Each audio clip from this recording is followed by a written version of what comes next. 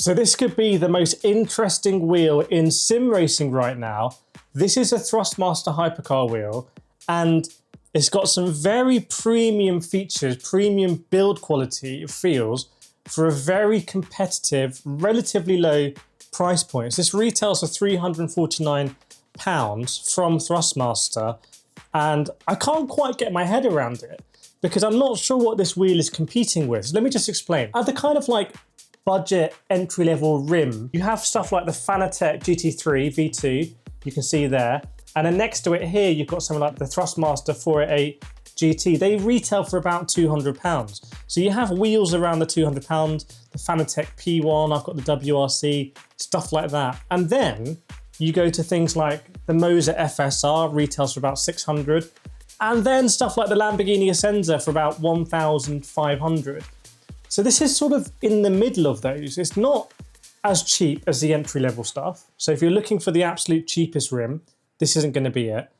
But it's also significantly cheaper than stuff like the Moser FSR. But it doesn't seem to be of significantly inferior build quality. In fact, the build quality just feels very good. So let me just run through and explain what's going on here. So I did try this wheel out. I got hands-on with it at the Sim Racing Expo in Germany, and I was pleasantly surprised. This is now reviewing it from Thrustmaster. You see it's got the gold finish. It came with a Thrustmaster member card in the box, and I think that's because the gold version is the one for Thrustmaster members and the normal version is silver. It also came with some pliers and a Torx bolt as well, interestingly. But on the back it does have the new quick release for Thrustmaster Direct Drive, so it's not one that you need to kind of do yourself like I did with the Ferrari actually. So let's get into it. Interestingly, so many interesting things about this wheel. I'm surprised I'm not getting more questions about it, to be honest. So we've got Alcantara at the top and the bottom. So not where your hands will be touching, but you do have Alcantara. You've got massive magnetic shifters on the back, like absolutely huge. Partly, I think they're so big because you can see the assembly here for like basically like clutch analog comes through the front, and that's very unusual. And I'm actually not sure about that. I don't know if that's a good idea or not. We're going to find out when we put it on the T818 here. 3 very short travel buttons at the front, you can see. And then we've got 4 buttons here, quite plain and unassuming. And then we've got 2 switches on either side. And this looks like a joystick, but it's not. I think it's just a D-pad, basically, masquerading as a joypad. You've got 2 hidden buttons here that, if I didn't tell you about, you might buy this wheel and not even know. So you've got 2 hidden ones there. And then we've got these amazingly finished rotaries, 2 at the front and 2 here facing inwards. And I think that's it. So it's a lot of buttons you get. It's also got this forged carbon finish as well that goes in the front as it kind of dishes out, but also behind these rotaries here. And there's 2 lights as well. We've got, I think, leather or fake leather, I'm not sure which one, on the side, in a very chunky grip. Have a look at that. See the way it comes out? That's very unusual. And if I compare this with something like the Moser FSR, okay, so I've got the Moser FSR now, you can see.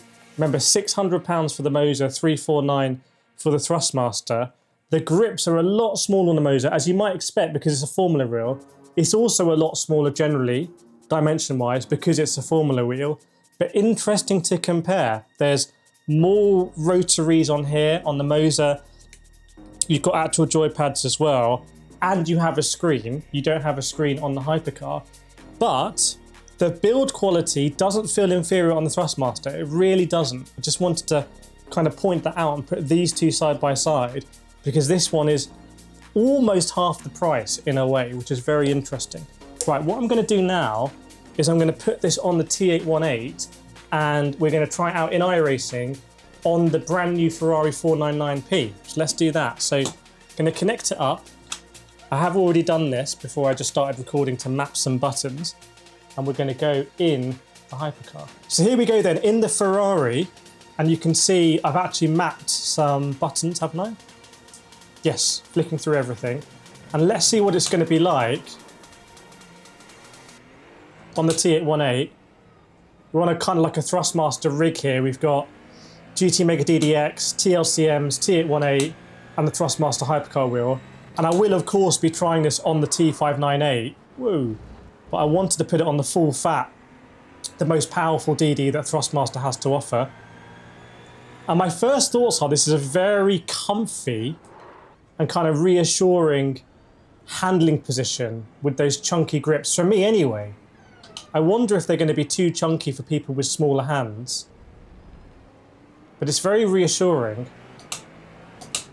The shifters are very big as well. Whoa, my God. Very big shifters. So my first thoughts on the button placement are, I'm really liking the grip. The fundamental grip is really nice for me. Oh, God, had to slow down there.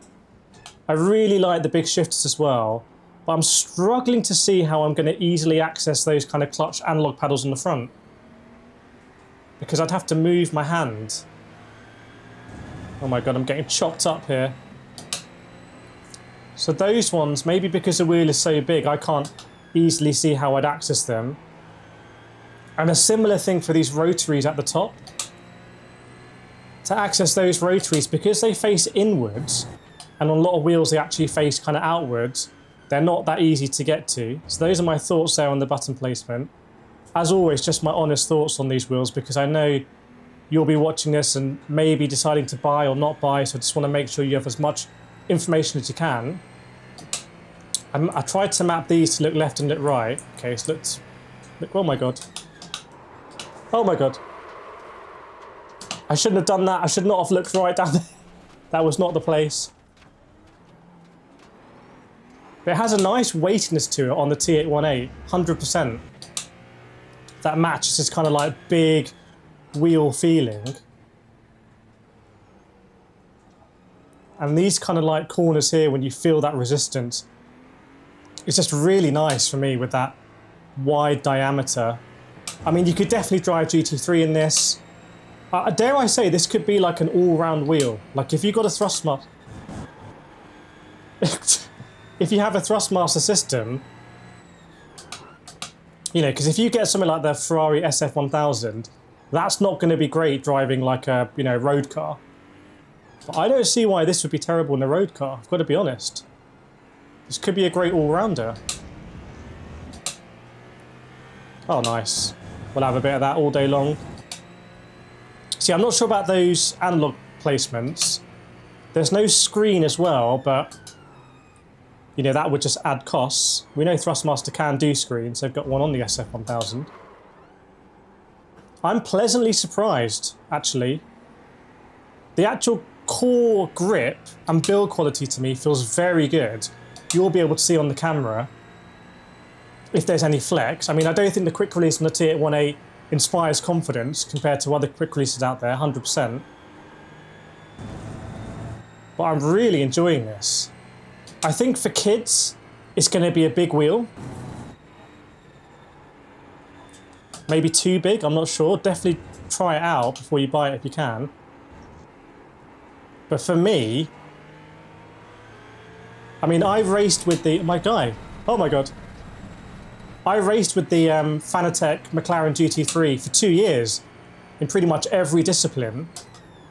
I could 100%, oh my God, see myself doing the same thing with this. Like, this could be a workhorse wheel. And because it's Thrustmaster, you can just buy it at retail. So if it goes wrong, you should have your general kind of consumer rights. I'm trying to pick holes in this. It'll be very interesting on the T598 to see if the T598 has the power to deliver this kind of experience where I feel the weight through corners.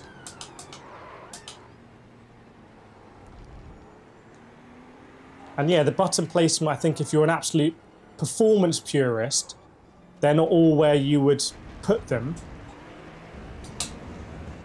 Certainly those analog triggers on the back, it would be easier to have them here, but then you would have shorter shifters, so maybe that's the compromise they've done to go for these really long shifts at about 3 times to turn in there.